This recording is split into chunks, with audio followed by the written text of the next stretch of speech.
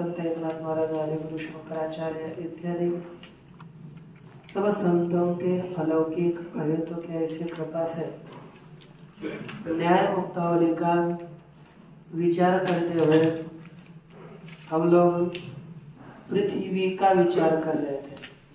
इसका पृथ्वी के गुणादियों का विचार हम लोग कर रहे थे।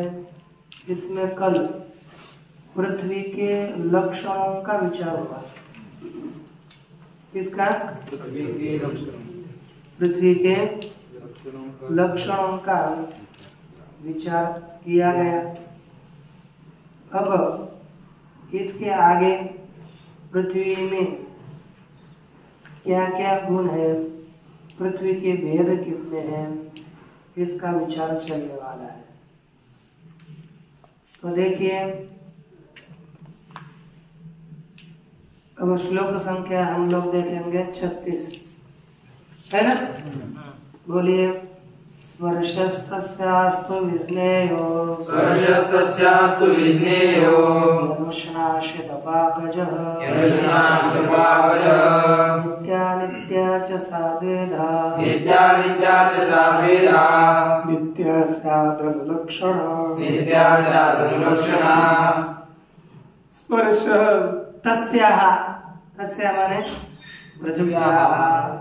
टीका में लिखा है नीचे मूले, है ना? तस्याः माने पृथ्व्याः।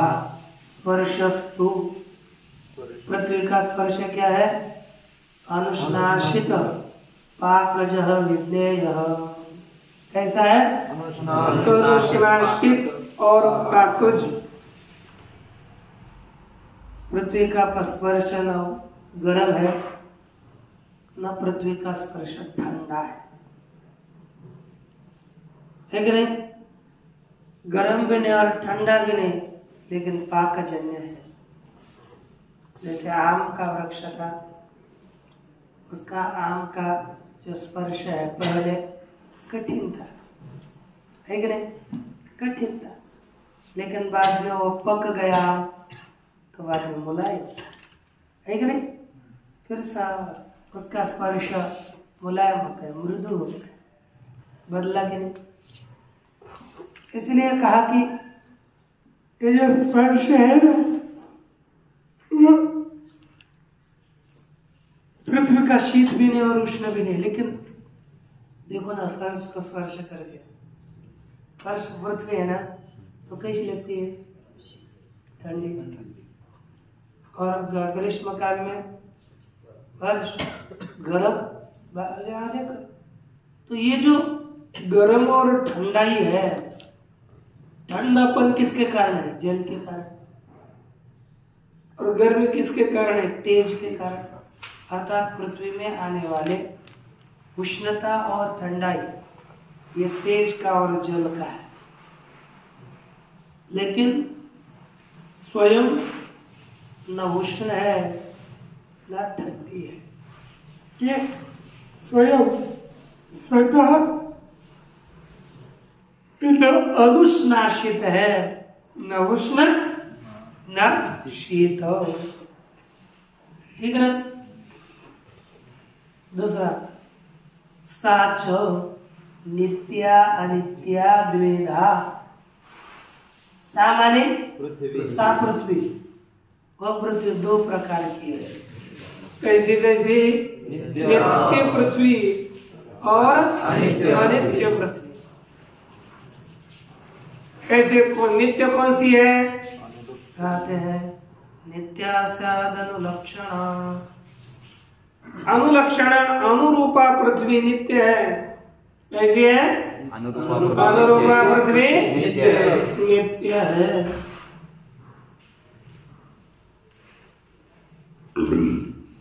ठीक है? अनुनात्मक पृथ्वी नित्य है, बाकी पृथ्वी अनित्य है।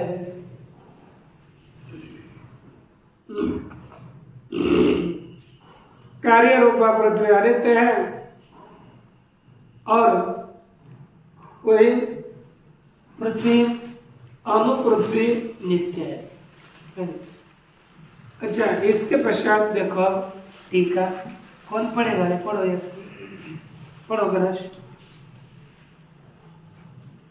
स्पर्शयति तस्याः पृथिव्याः अनुष्णासित स्पर्शवत्वं। ये जो स्पर्शयति ये प्रतीक है और लिखा पृथ्वी तस्याः, क्या है मूल में? स्पर्शस्तस्यास्तु, तस्या माने पृथ्वी का स्पर्श है, अनुष्णाशित, तो उसी का कथन कर रहे हैं। अनुष्णासित स्पर्शवत्वं वायोः अपि वर्तत इति उक्तं पाकज इति। देखो यहाँ पर इतना ही करते हैं, अनुष्णासित स्पर्शवत्वम, इतना लक्षण करते हैं।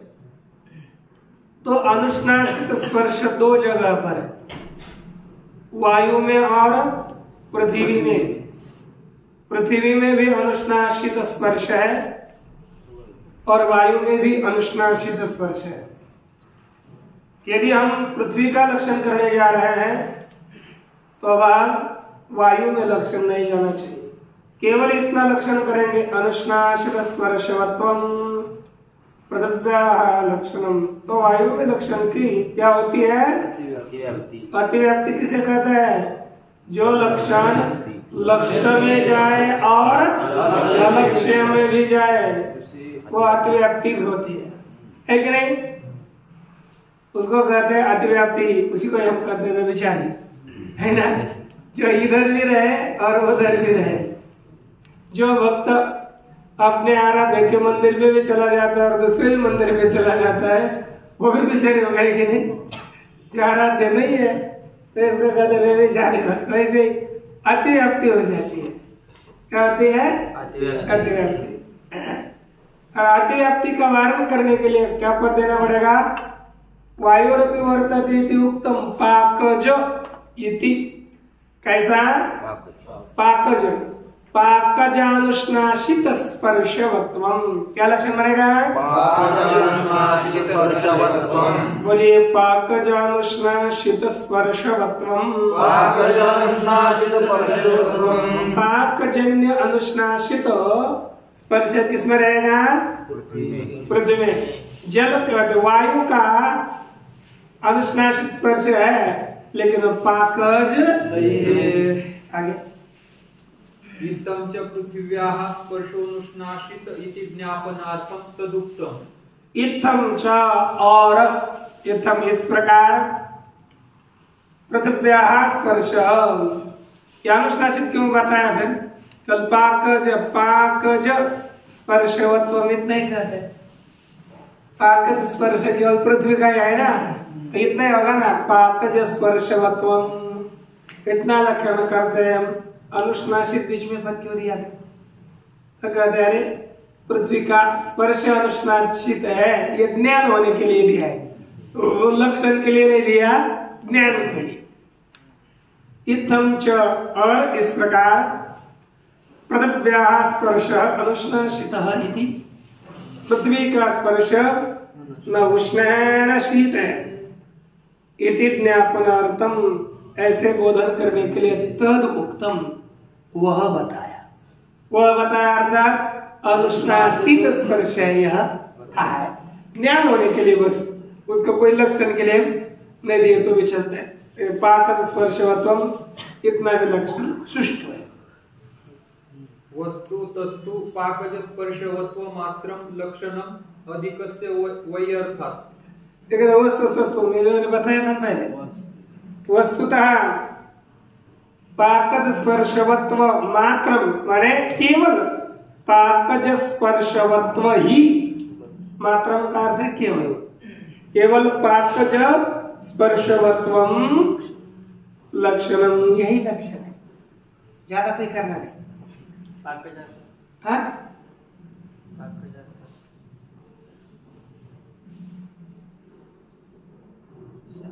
बनाते हो कभी? पकाते हो किसको? पहले आलू कैसे होते हैं?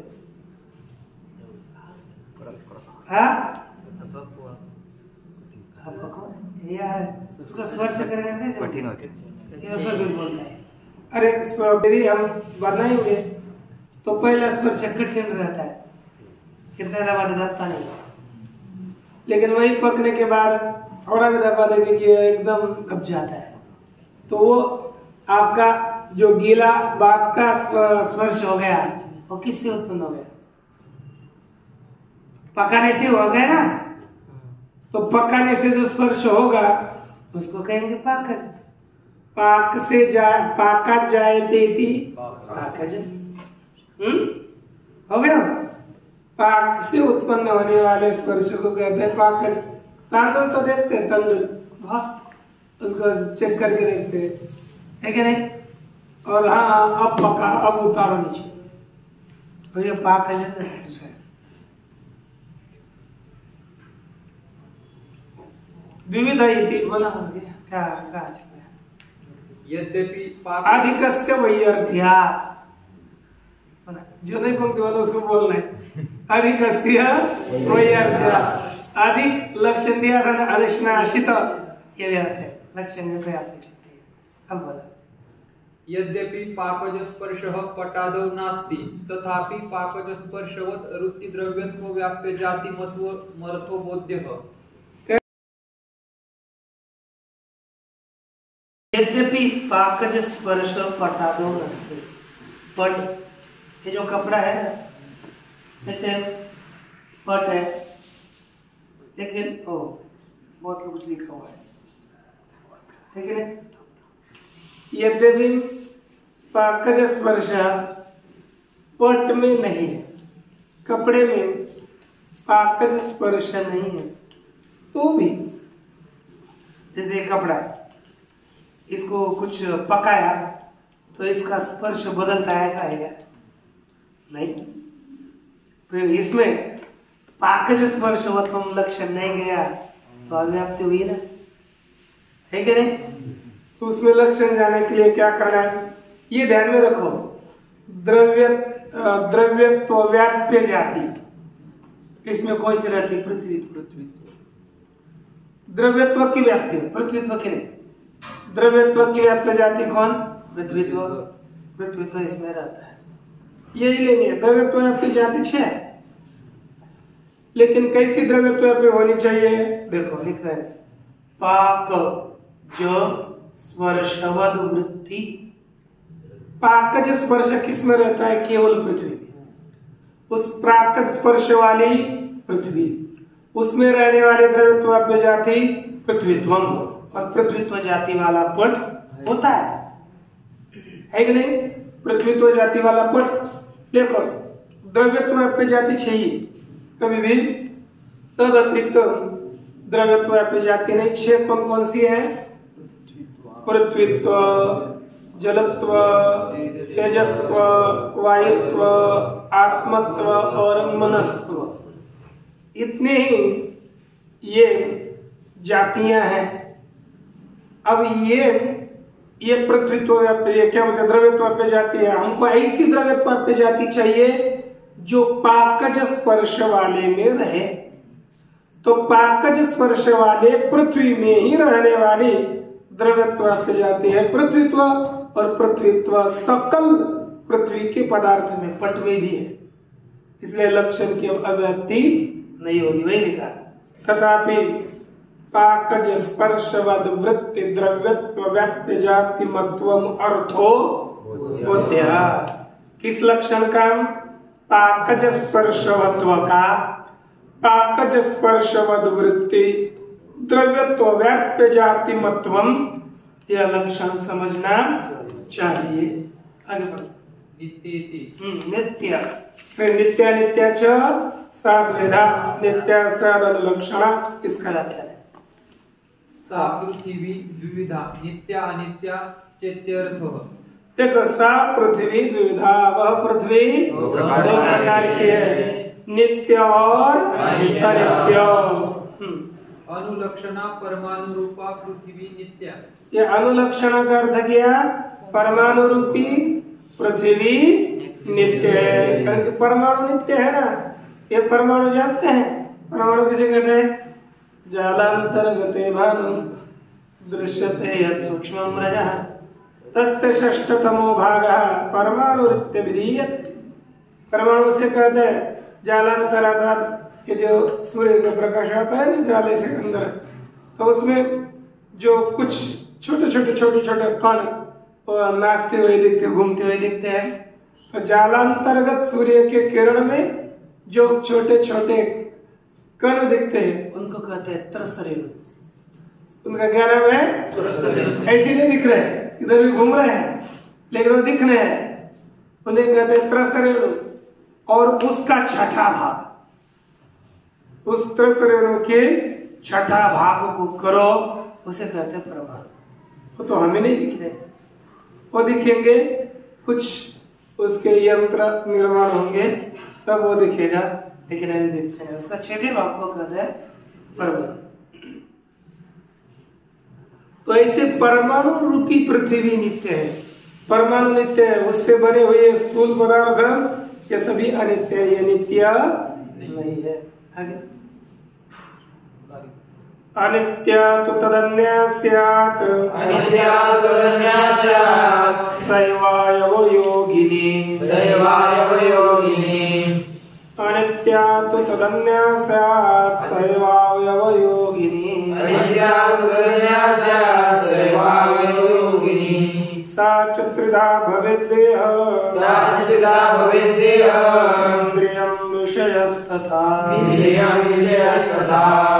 अनित्या तो तदन्या स्यात्, सा एव अवयव योगिनी।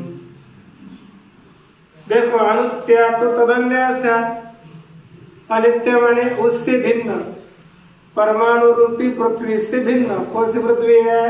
कार्य रूपा। परमाणु रूपा से कौन सी है? कार्य रूपा। परमाणु रूपा नित्य हो गई और परमाणु रूपा से भिन्न कार्य रूपा, और कार्य रूपा क्या हो गई? अनित्य। तो बोले परमाणु रूपा से भिन्न कौन सी? ओके अनित्य है ना। कार्य रूप लगे ना, कार्य रूप पृथ्वी कैसी है? अनित्य है। लेकिन अनित्य तो तदन्यास, सा एव अवयव योगिनी। सायो माने कार्य रूपा पृथ्वी ही अवयव योगी है, अवयववादी है। कार्य रूप पृथ्वी में ही अवयव हुआ करते हैं, अवयववादी है, ठीक ना। सायवावयव योगिनी, ठीक ना। अच्छा, साच त्रिधा, वह कार्य रूपा पृथ्वी 3 प्रकार की है। कौन कौन से? साच त्रिधा भवे देहम इंद्रियम तथा विषयः। देह, इंद्रिय, उसी प्रकार विषय। ये पृथ्वी के 3 भाग पड़ते हैं। एक देह भाग होगा, ये सभी देह पार्थिव है, ये पृथ्वी के हो गए। दूसरा इंद्रिय, देह में ही रहते, ये अलग है। और ये संपूर्ण जगत दिखता, जितना दिखता है यह संपूर्ण जगत विषय है। इस तरह से यह पृथ्वी कितने प्रकार की भाई? 3 प्रकार। 2 प्रकार। कार्य कितने? ये 3 प्रकार चल रहे हैं। 2 प्रकार हो गए पीछे, अब आगे चल रहे, जिसको चल रहे उसमें चल रहा। वर्तमान काल में चलिए। यह है ना सा चतुर्धा, वह 3 प्रकार की है, देह, इंद्रिय और विषय। हाँ, पृथ्वी एक ही है, उसके मुख्य 2 प्रकार है। कौन से? फिर नित्य और अनित्य। नित्य परमाणु, अनित्य कार्य रूप। पुनः 3 प्रकार की है। कौन कौन से? ध्यान में रहेगा ना। चलो, अनित्य तदन्या परमाणु भिन्ना पृथ्वी। तद अन्य, अनित्य तू तदन्य स्यात्। अनित्य कौन है? उससे भिन्न है ना। उससे भिन्न माने नित्य से भिन्न, माने परमाणु पृथ्वी से भिन्न। वो पृथ्वी कौन सी है? अनित्य है। देखा, तदन्य परमाणु भिन्ना पृथ्वी। तत् से अन्य पास लिखा परमाणु से भिन्न पृथ्वी। कौन सी? द्वणुकादि रूपा सर्वा अपि अनित्या इत्यर्थ। द्व्यणुक से लेकर सब महत से महत सभी पदार्थ, पृथ्वी के पदार्थ अनित्य है। सब अनित्य है। जितना बनाते हैं सब अनित्य है। पृथ्वी से बना है अनित्य। आज टूटेगा नहीं तो कल 1000 साल 200 साल के बाद है ना, 100 साल का 2000 साल के बाद टूटेगा। जैसे कुछ मंदिर बनाते हैं, मंदिर में मूर्तियां स्थापित करते हैं, कभी ना कभी हो घटेगी। मंदिर बनाएंगे घटेगा, घर बनाएंगे, पुल बनाए, कुछ भी ज्यादा 1000 चलेगा, 2000 साल चलेगा, और कितने चलेगा, उससे अधिक तो नहीं चलेगा ना, क्योंकि पुराने लोगों ने बहुत कुछ करके रखा था। वो अभी तो ठीक नहीं रहा ना, अभी तो नहीं दिख रहा, दिखता है। इसलिए जितनी उसकी आयु थोड़ी बार चलेगी, इसलिए ये कार्य रूप पृथ्वी सभी अनित्य नित्य। समझ में आ गया ना? परमाणु भिन्ना पृथ्वी द्वैलोकादि रूपा सर्वापि अनित्य है। सभी पृथ्वी अनित्य है। सैव अनित्या पृथ्वीवावयो गतित्यर्थ। सा एव सा एव अवयव योगिनी लिखा गया मूल में। तो सा एव माने अनित्य एव, अनित्या पृथ्वी एव अवयव योगिनी। अनित्य पृथ्वी ही अवयव वाली है, नित्य पृथ्वी अवयव वाली नहीं। ननु अवयवविनी किम्मानम परमाणु पुंजैरेवोपपत्तेः। अच्छा, आले बाबा महाराज, क्या है ना संदेह। कौन आ गए? बौद्ध। बौद्ध बीच में आकर घुसे है ना। बौद्ध कहते हैं ननु अवयविनी किम्मान, ये पृथ्वी को आप अवयव वाली मानते हो, इसमें क्या प्रमाण है? पृथ्वी अवयव वाली है, इसमें क्या प्रमाण? क्यों? उसमें कोई प्रमाण नहीं है। कहते परमाणु पुंजैरेव उपपत्तेः। तो बोलते परमाणु के पुंज, परमाणु का समुदाय, उसी से ही सिद्धि होने के। परमाणु का पुंज ही मानो।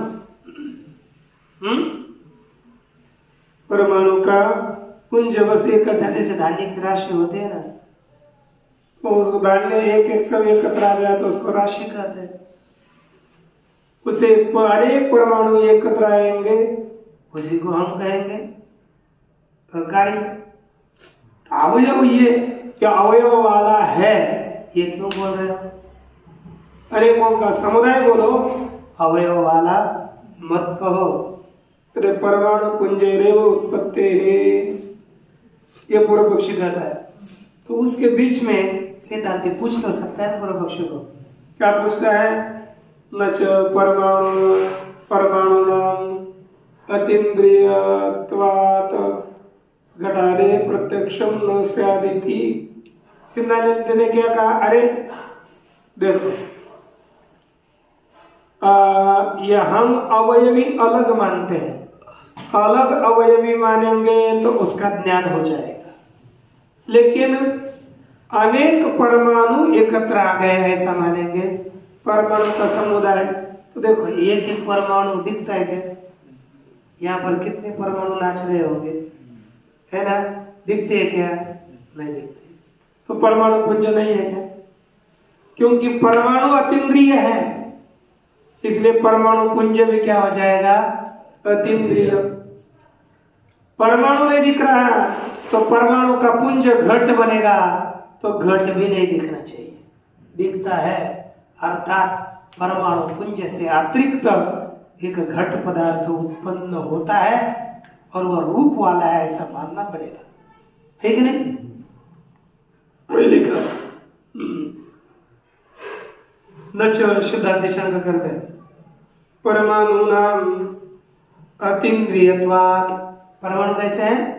अतीन्द्रिय, यानी इंद्रियों के द्वारा परमाणु नहीं दिखते, इंद्रियों के ज्ञान का विषय परमाणु नहीं है। परमाणु अतीन्द्रिय है। परमाणु अतीन्द्रियत्वात् घटादेः प्रत्यक्षम न स्यात्। परमाणु अतीन्द्रिय होने के कारण घटादियों का प्रत्यक्ष नहीं होगा। एकस्य परमाणु से घटादियों का प्रत्यक्ष नहीं होगा। ये किसने कहा? सिद्धांति ने आक्षेप किया। तो पूर्व पक्षी बोलता है विधिवाच्यम नश्यवाच्यम, ऐसा मत कहो। क्यों? पूर्व पक्षी बोल रहा है अरे एक परमाणु नहीं दिखता, लेकिन अनेक परमाणु नजदीक आने के बाद दिखने चाहिए ना। कैसे? दृष्टांत बताओ। बोलते हैं गुरु जी थोड़े हमारे चेष्टा से बहुत कराएंगे। उनको बोलते हैं अब देखो कि एक परमाणु केस है, केस एक केस है। यदि हमने ऐसा पकड़ लिया तो दिखता है? दिखेगा नहीं। लेकिन उन्हीं केसों का समुदाय हो गया तो दिखता है कि नहीं? दूर से फिर 1 किलोमीटर से भी दिखेगा इसको केस है ना। एक केस पकड़ोगे तो नजदीक से 10 फुट से भी वो केस नहीं दिखता। वैसे एक परमाणु नहीं दिखेगा, लेकिन अनेक परमाणु का पुंज तो दिखेगा ना। वो पूरे पक्ष ऐसा बुद्धि चला रहा है। वही तो बुद्धि का खेल है, बहुत विचार गहन। हम लोग चिंता करें ये कैसे हो गया, वो पूर्व पक्ष आनंद से कर रहा है ना। देखो बोलता है एकस्य परमाणु अप्रत्यक्षत्वेपि तत्समूहस्य प्रत्यक्षत्वात्। एक परमाणु अप्रत्यक्ष होने पर भी उस परमाणु का समूह प्रत्यक्ष है कि नहीं? एक परमाणु अप्रत्यक्ष होने पर भी परमाणु का समुदाय प्रत्यक्ष है कि नहीं? अच्छा, दूसरा देखो, यथा एकस्य देशस्य दूरे अप्रत्यक्षत्वेपि, है ना। जैसे एकस्य परमाणु यथा एकस्य केशस्य, एक केश दूर में है, अप्रत्यक्ष होने पर भी केश का समूह अप्रत्यक्ष होता है कि नहीं? होता है। उसी तरह एक परमाणु अप्रत्यक्ष होने पर भी सभी परमाणुओं का समुदाय प्रत्यक्ष हो जाएगा। इसमें कोई दोष नहीं है। ये किसने कहा? सिद्धांति ने कहा। तब यहाँ पर देखिए, न चैको घटः स्थूलः इति बुद्धेः अनुपपत्तिः इति वाच्यम। अब ये सिद्धांत पूरा शंका कर रहे हैं, उसको पूर्व पक्ष बोल रहा है। जब सिद्धांत लगेगा बताएंगे। अर्थात बौद्ध बोल रहा है, और बौद्धों को यहाँ नैयायिक पूछ रहा है, अरे तू ऐसा बोलेगा? उनके मतलब उनका वाद संघातवाद है।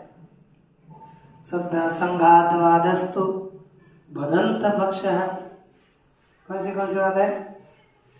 आरंभवाद खनभक्ष पक्ष है, परिणामवाद सांख्य पक्ष है, ऐसा कुछ है। संघातवादस्तु भदंत पक्ष है, विवर्तवादस्तु वेदांत पक्ष, ऐसा कुछ करके। वेदांत पक्षस्तु विवर्तवाद है, वेदांत पक्षस्तु।